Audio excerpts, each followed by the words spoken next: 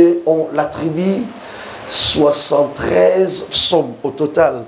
Tout ce qui fait aussi l'objet de notre enseignement aujourd'hui, c'est un psaume écrit par le roi David. Le roi David a dit des coups d'État jusqu'à prendre le trône de son père. Et à ce moment-là, David fouillait, il craignait son fils. Et il a voulu épargner sa vie sur le pied de la mort. Et pendant qu'il fouillait, c'est de là que le roi a fait des psaumes de prière, des cantiques. Il chantait, il priait auprès de Dieu. Il adressait des mots pour que l'Éternel se souvienne de lui. Parce qu'il a perdu la grandeur qu'il possédait autrefois. La grandeur de David était montrée par le signe qu'il était roi en Israël et il avait un trône, le trône royal. Et le fait de manquer ce trône, cela montre que David s'est vu dans un état chaotique, dans un état de l'ignominie, dans un état de la honte.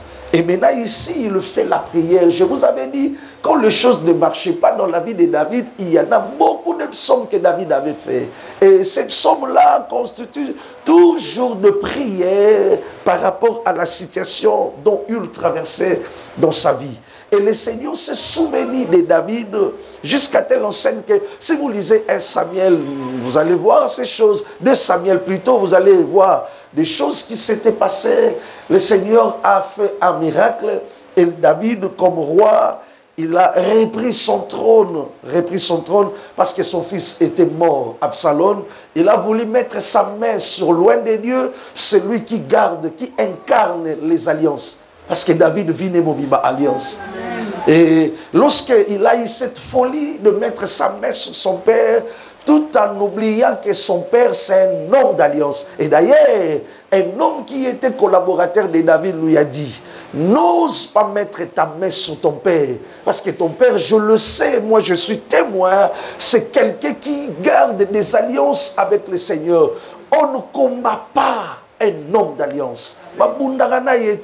Tu finiras toujours par tomber si tu oses à combattre ton père, parce que ton père jusque-là, Azana Boyokani et Lomonanzambe, qui dit Amen. Amen.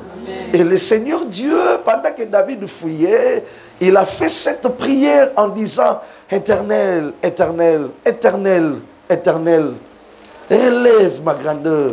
Zongisa qui mon nene nangai, console-moi de nouveau. En fait, si vous analysez très bien cette phrase, vous allez voir que ici, David n'avait pas dit « relève ma grandeur et console-moi de nouveau ». Non. L'auteur, lisez très bien la Bible. On a écrit ceci « relève ma grandeur,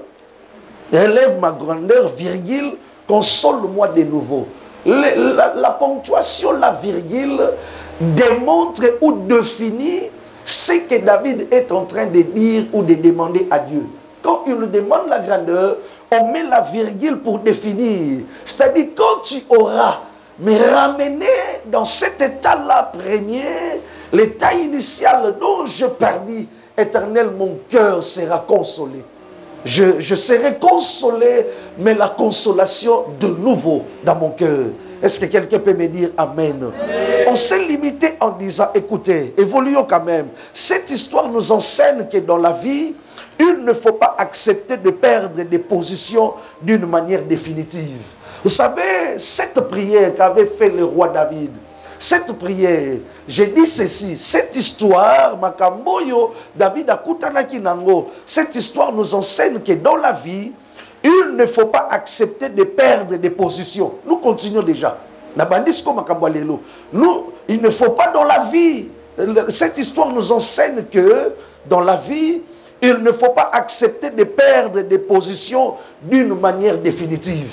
La vie qu'on dit qu'on perd des positions d'une manière définitive. C'est-à-dire pour du bon, on perd des positions. Quand tu perds aujourd'hui, mon frère, ma soeur, dis-toi que comme l'Éternel te garde encore, tu as encore du souffle, sache-le qu'il y aura encore un autre moyen. Dieu va créer encore une autre possibilité, de façon qu'on récupère ce que tu as perdu, ce que tu as perdu, ce que tu as raté. C'est important. L'histoire de David nous enseigne qu'il ne faut pas accepter de perdre des positions d'une manière définitive. Si tu perds aujourd'hui, dis-toi que demain, j'aurai aussi la possibilité de les récupérer. C'est ce que David est en train de nous démontrer. Tout en sachant dans sa tête que tu es capable de me faire récupérer mon trône. Tu es capable de me rétablir. Tu es capable, tu es capable de me restaurer. C'est ça, mes bien-aimés. Ne perds pas la bataille définitivement. Ne perds pas le combat dans la vie définitivement. Il ne faut pas perdre ça pour dire bon. Quand tu perds aujourd'hui, dis-toi qu'un jour, vous finirez par tomber. Et je dois triompher. Est-ce que quelqu'un peut me dire amen bien? Si David n'avait pas retrouvé son trône, sa dynastie allait s'arrêter et on n'allait plus parler de la dynastie de David, mais plutôt que d'Absalom. Ce qui David a soukaraka boye,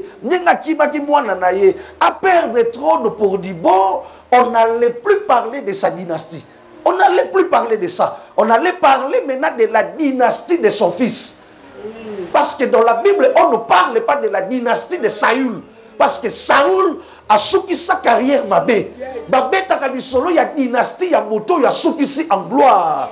Voilà pourquoi ce qui David a dit on n'allait pas parler de sa dynastie. Maintenant la dynastie qu'on devait parler, c'est la dynastie d'Absalom, c'est-à-dire de son fils. Il y a certaines grandeurs que nous devons retrouver pour que notre dynastie puisse continuer. Et ça n'a pas grandeur, il faut te retrouver, te récupérer pour la dynastie et continuer. C'est-à-dire pour continuer et continuer. Il y a des gens qui ne sont plus en vie, mais leur dynastie continue.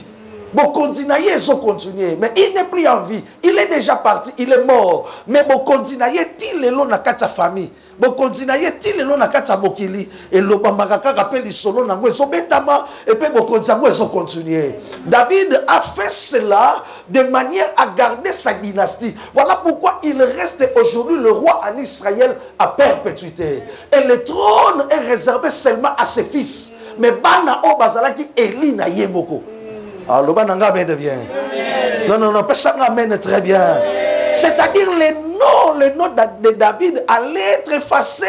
Ce qui a David a dit qu'il a perdu un coup d'état, qui n'est pas moi.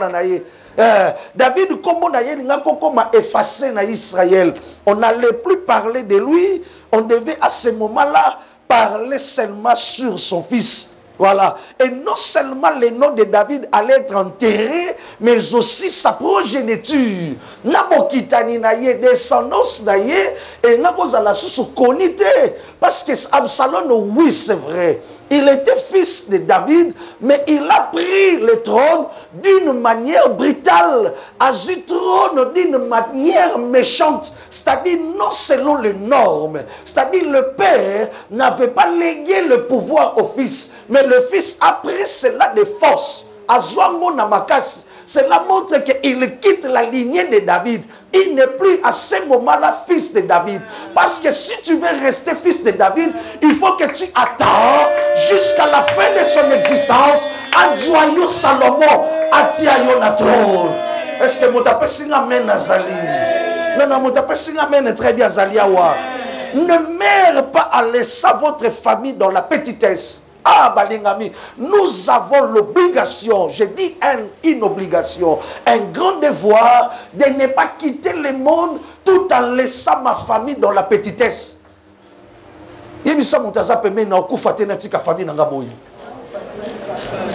Jamais. Jamais. Nabandeli sous phrase, ne mère pas à laisser votre famille dans la petitesse. Kokufate, otika famille no mitelengano. Otika bana na yo ba yolela. otika libota na yo na balabala, otika bango sans repère, sans référence, otika bango milelo na milelo. Je dis à quelqu'un, ne meurs pas de cette manière. Est-ce que la personne est en train de m'écouter? Je dis à une personne, ne meurs pas dans cette condition-là. Tu meurs tout en laissant ta famille abandonnée. Ils n'ont pas, la famille n'a pas de berger, la famille n'a pas de référence. Toi, tu parles comme ça. Je dis à quelqu'un, et au salamate. La zone du samotazo yokanga et au salamate. Okufoti kabana na yo milelo. Okufoti kabana na yo mitelengano. Na lobi na vie na yo kokomate. Na lobi na vie na yo ko salamate. Est-ce que motazo yokanga pesanga amen? Na lobi ne meurs pas tout en laissant ta famille dans la petitesse. Quand ta famille n'a pas de médiocrité, quand ta famille n'a pas honte, quand ta famille n'a pas balabala, est-ce que batango ba yeto on a sauté en atomwa lelo tout à l'heure disant jamais famille n'a pas balabala, jamais bana n'a pas balabala, jamais bana n'a pas miterengano. Est-ce que batango soyo kanga basawa dans le bana n'a pas miterengana te? Dans la vie progéniture, vous n'allez jamais négliger ni abandonner dans ce monde. Tu me dis amen très bien. Non, tu me dis amen trop bien. Bats-toi dans la vie. Bounana vie, otikabana na yo na position meilleure. Bounana vie, otikabana na yo dans de meilleures conditions, dans un endroit bien connu. Otikabana na yo na position agréable. Analobi bounana vie. Otikabana na position malonga. Nalobi mama, papa bounana vie. Otikabana na yo na balabala te. Otikabana na point de rite. Otikabana dans un marché te. Otikabana dans un stade te. Mais Otikabana dans un endroit que tu as préparé. Oh mon Dieu. Oh yo dit ça. On prépare pour la tina na bango. Est-ce que mon tazo peut s'engamer na balonga zawa? Non, motabakisi dans amen na zalia. Le papa n'a pas de téléganate. Zamba Pambolo, le papa n'a pas de sudolamate. Et puis Samelayo. La lobina motoison dit, mais Samelayo.